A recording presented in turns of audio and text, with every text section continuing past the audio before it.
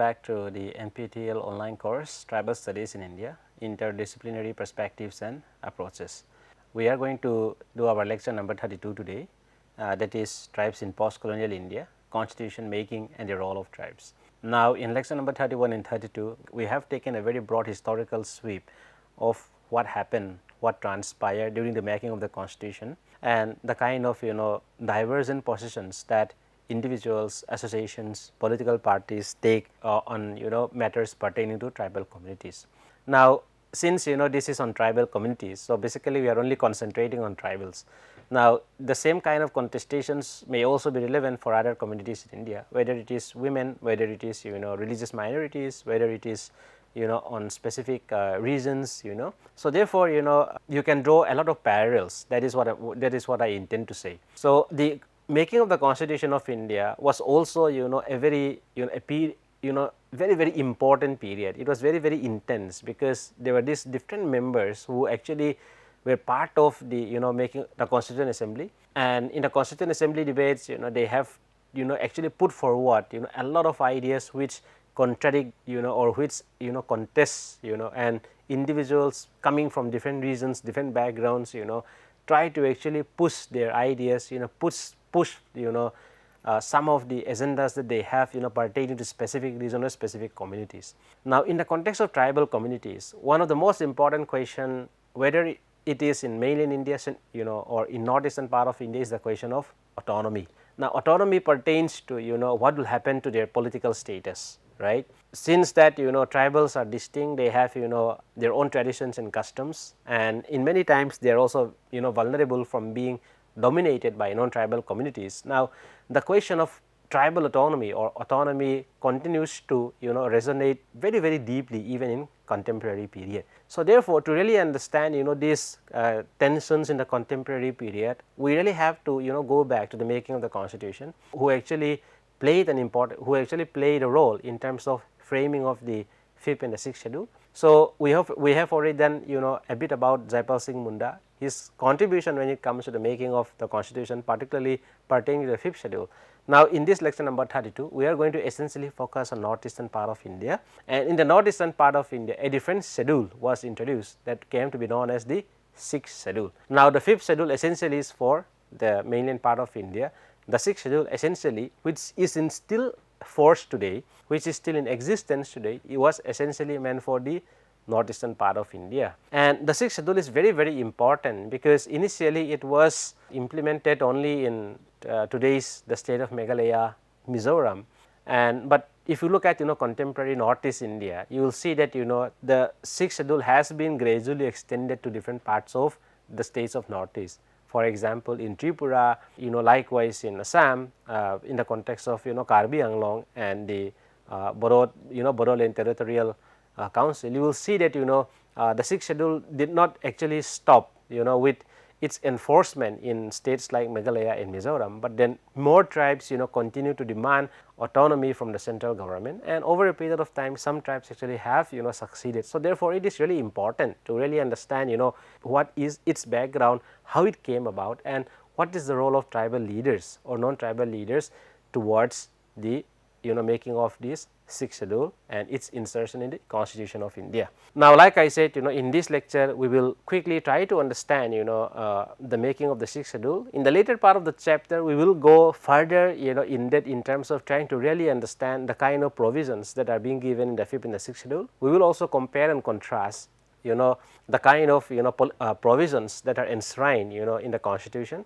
But for now, what we really try to understand is that how these schedules actually came about. What are the kind of challenges that tribal leaders face? So, there was this advisory committee that on fundamental rights, minorities and tribal and excluded areas, which was established as a subcommittee to review the northeast frontier tribal regions and come up with recommendations. Now, at the dawn of independence, for the nationalist leaders, one of the primary concerns that they have was that in the future what will happen to different communities, and for the communities themselves they are asking what will be a stake in independent India. So, for that there is this subcommittee that was formed under the Advisory Committee on Fundamental Rights, Minorities and Tribal and Excluded Areas, and this subcommittee was actually to really review the northeastern context particularly the tribal communities. And it is important because when it comes to the Northeast, many of the states in the Northeast today are predominantly inhabited by tribal communities.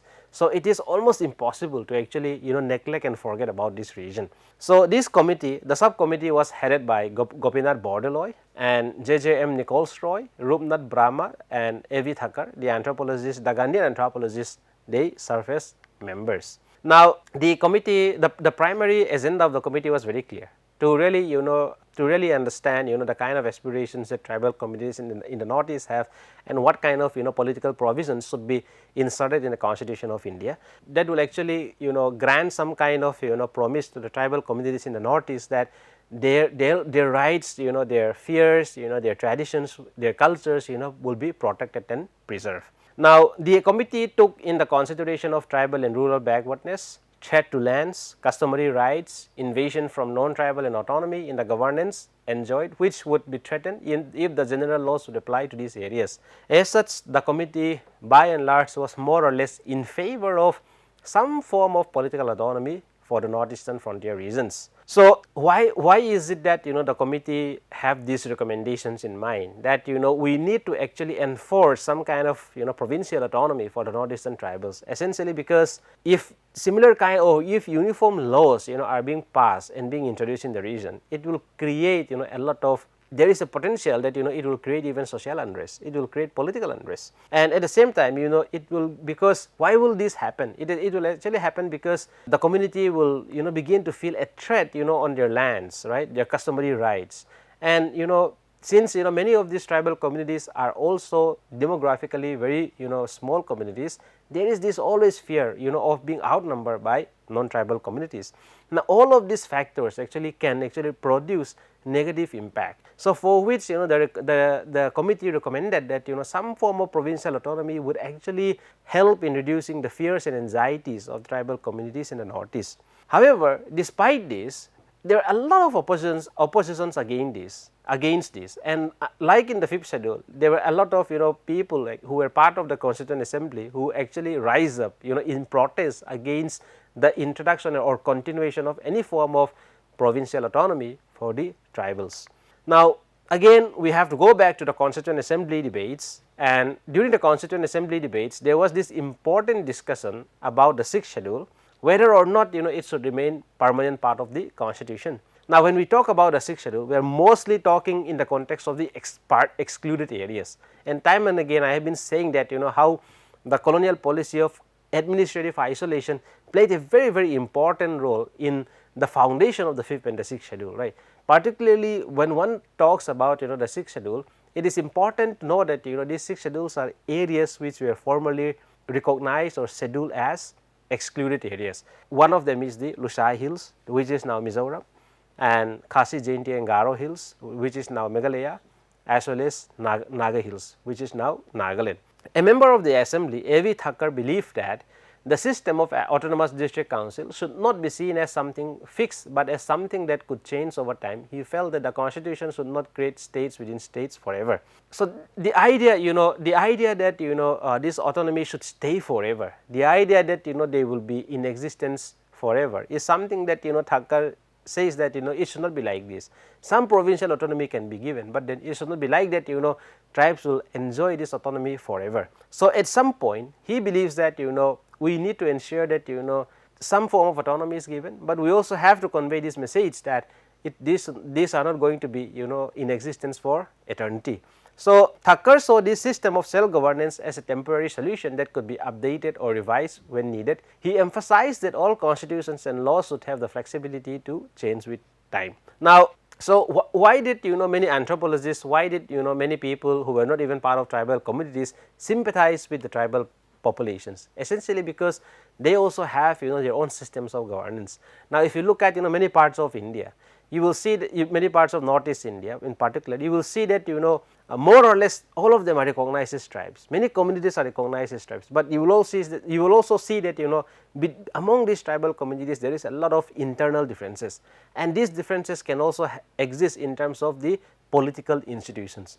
Now, some tribal communities will have chieftainship system, whereas in some other tribal communities they may not have a chief at all. Some chiefs in some tribal in some communities, for some people, for some communities are very autocratic. They are very autocratic, they are very they are very authoritarian, but in the context of some other tribal society, you will see chieftainship system or the political systems are quite democratic. So therefore, but more or less the bottom line is that these communities who are considered or recognized as tribes have some form of political institutions, traditional institutions, which are actually helping the communities to govern themselves. So the customs, the traditions and political institutions in tribal societies are quite interlinked, for which Thakur thinks that it is important that we continue to allow these tribal communities to self govern themselves, because they already have an existing institutions.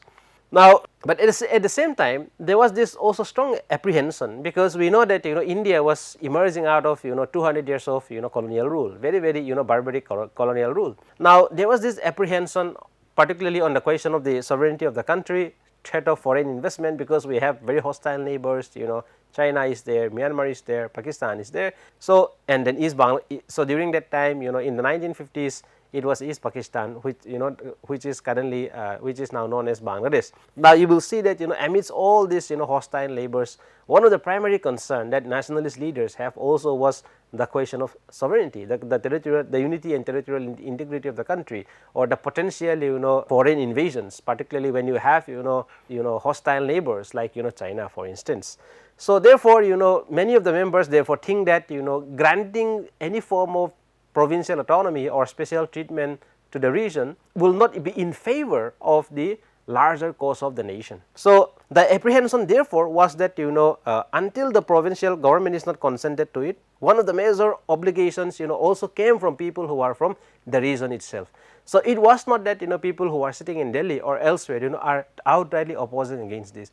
Many people, many representatives who are from Assam itself actually have raised their objections against it, because they think that one, this is a continuation of the colonial policy of divide and rule, but on the other hand, what they are also thinking is that it will continue to reinforce existing divides, and that will actually prevent creating a kind of united feeling among the tribal population and the non-tribal population. Likewise, there are individuals like Brijeshwar Prasad, who also saw the district council. Now, under the 6th schedule, there are these provisions for the creation of district councils, through which the tribal communities will maintain some form of self-governance. Now, Brijeshwar Prasad was of the view that the district councils and the regional councils proposed by the subcommittee as threatening the security of the Indian state. For him, social, cultural and educational advancement of tribes are closely tied to India's security. Now, one may think that why is it that everyone is talking about this idea of sovereignty, this idea of there is this strong apprehension about national security, essentially because Northeast India, as is located in a very distinct space, distinct region, where it is connected to the mainland part of India by a narrow strip of land, which is only 22 kilometer, also known as the Siliguri corridor, and you have China on one side, you have East Pakistan on one side. So therefore, there are these hostile neighbors. So there is always this fear that at some point there can be another breakaway, right. So this fear was very strong in the minds of the nationalist leaders. At the same time, they think that the opinion was also that granting some form of autonomy is more or less a continuation of the colonial policy. So therefore, someone like Kuladhar Chaliha was actually against these provisions of laws not directly applying or automatically not applying to regions which are declared under 6th schedule area. So likewise, Brijeshwar Prasad, I have already said, was also against the idea of having this separate district councils and regional councils, because it is closely interlinked with the question. It is not only about the question of granting autonomy to the tribal communities. It is, for them, it is a question of national security. Now, Rohini Chaudhary also made a very similar point, where he says that this autonomous district councils is a weapon whereby steps are taken to keep the tribal people perpetually away from the non-tribals, and the bonds of friendship which we expect to come into being after the attainment of independence would be torn asunder. So, from different ways, from different angles, there are this counter, this opposition against the passing of or the introduction of 6th schedule in the Constitution of India. For Kuladhar Chaliha, it was essentially, the opposition essentially was, more of opposing in terms of, not directly, the incapability of the central state to actually implement laws, in areas which are under 6th schedule. Now, for Bijeshwar Prasad, it's more about, this, the formation of district councils and regional councils is not only about creating another structure of governance, but it has to do with, the security of the Indian state.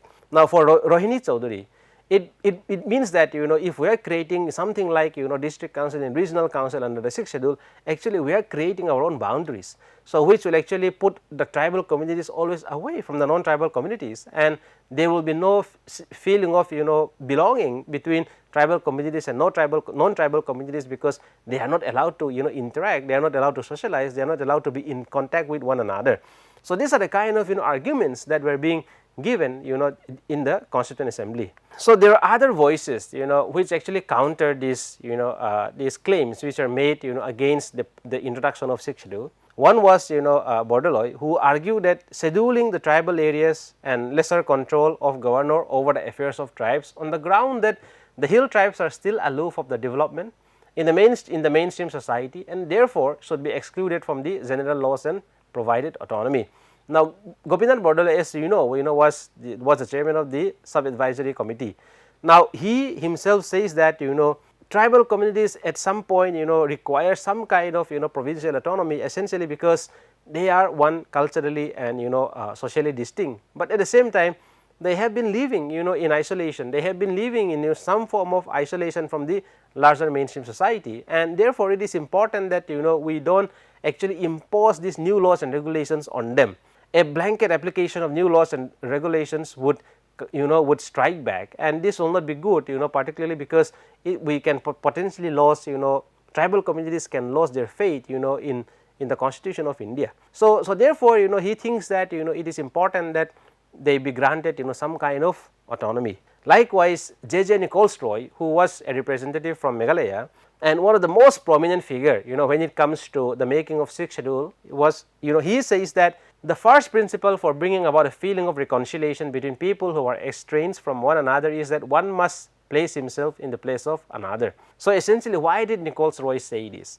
Essentially, because many of the dissenting voices against the introduction of 6th schedule in the Constitution were people who are predominantly coming from non-tribal backgrounds. So, Nichols Roy was put forward this idea that, before we are actually saying something, before we talk about, this idea of reconciliation, it is important that, we put ourselves in the shoes of the other people. So, from their perspectives, why is it that, tribal communities in India demanding autonomy? Why is it that, there is a strong demand, there is a strong push, there is a strong advocate for the insertion of 6th schedule in the Constitution of India?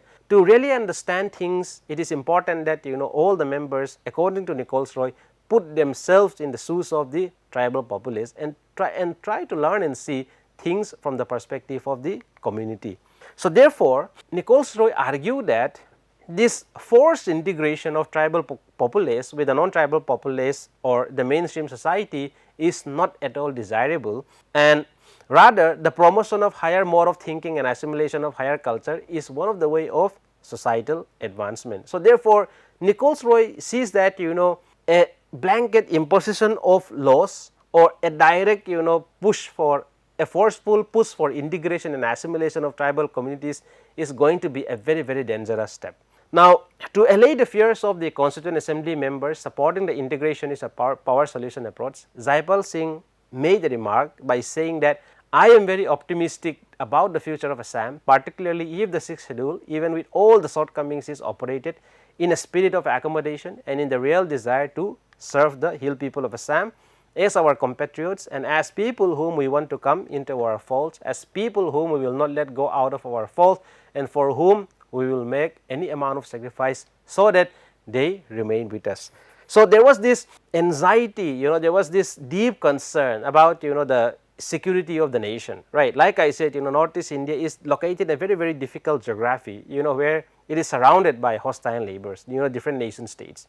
But at the same time, there are these communities who have, distinct culture, distinct traditions, right, distinct histories. So, people like, individuals like Jaipal Singh Munda may have nothing to do with the region, but then he was deeply, sympathizing with the tribal cause in Northeast India by going to the extent that, we have to actually give some semblance of autonomy to the tribal communities in Northeast India, we have to win their trust and confidence, and we need to have a strong spirit and desire for accommodating the wishes of the people of the region, and we should be ready to sacrifice. There is nothing less, there is nothing great, and we should actually make sure that there is no big or small sacrifice, so that they can continue to remain with us. So, these are the kind of counter arguments that people like Nicholas Roy, Jaipal Singh Munda has made, and in favor of speaking for the introduction of Sikh schedule in the Constitution of India. Now, by and large, throughout the 1947 to 1950, the Sub Advisory Committee, traveled extensively to the Northeast, in the Northeast, and by this time, political mobilizations was happening very strongly in many parts of the Northeast, essentially because many tribal communities began to have their own middle class, particularly educated middle class, who were very, very articulative. In the context of Mizoram also, there emerged a very strong base of middle class. In Nagaland also, there emerged a very strong base of Naga middle class who are educated. Now, the advisory committee traveled extensively to these regions, interacted with them, meet with them, and really try to understand what are the wishes of the people, what kind of autonomy that they wanted. So, therefore, the making of the constitution was a very, very participatory activity. It was not that people who are sitting somewhere actually designed a constitution and imposed it on the people. Now, when it comes to the framing of the Sikh schedule as well, all these members who were part of the subcommittee travel extensively to the region, talk to different people with different opinions, and then finally come to the conclusion that there is one thing where every community in the Northeast agrees, which is that they aspire to have some form of autonomy. And that is how the Sikh schedule came into being. So, it was not that the Sikh schedule was a creation of an overnight. It was a creation of a long process of consultations that was happening for a long period of time. Different individuals, different people, different associations contributed significantly to the making of the Sikh schedule. Now, some context beyond the immediate Constituent Assembly debate was that some of the things that needs to be understood, in other words, was that people, the larger Indian citizens were not mere silent observers. They were not just sitting idle and waiting for the constitution to come into force, but rather they were active participants. People were actually contributing to the making of the constitution. Many tribal communities in Northeast India themselves were actively participating, voicing their concerns, their aspirations, when the subcommittee through their own leaders, when the subcommittee visits them in their regions, they actually put their aspirations, put their concerns before them. So, therefore, people were not just sitting idle and waiting for the constitution to come in force. Actually, they contributed to the making of the Constitution of India. Particularly with the establishment of advisory committee on minorities, tribal and excluded areas, the tribal groups made demand for distinct minority status for themselves. They also questioned the adequacy of tribal representatives in the Constituent Assembly who could speak on behalf of tribals. Now, you see that while there were efforts to include the tribal voice in the Constituent Assembly, many tribal thinks that it is not enough representative was being made. So, therefore, even whether or not more tribals were made part of the Constituent Assembly was a different matter, but what is important is that there were actually voice being raised to have more representatives. So, therefore, people really wanted to have a stake in the making of the constitution. People actually wanted to contribute to the making of the Indian constitution. For instance, the Naga National Council advocated for self-determination in a memorandum dated February 1947. It emphasized that democracy in its purest form already existed among the Nagas. So, Nagas think that they already have democracy with them. So, therefore, there is no need of another kind of administrative setup. So, for them they already have what people are talking about. But in the context of Mizoram, for instance, people advocate for Sikh schedule essentially because they think that it is important, it will guarantee them some kind of protection, because they have a distinct culture, they have distinct customs and traditions. Similarly, a very important association or by the name Adivasi Student Fellowship was one of the several organizations that petitioned the Constituent Assembly for a separate Jharkhand province, and in their petition they write, India is marching towards democracy, we will be the future free citizens of India. India will be teaching democracy to her children. We are the most democratic people on earth. We have maintained the principles and ideas of democracy from the very beginning. What we require at present is protection from disrupting us into tribes and sub-tribes by the present government.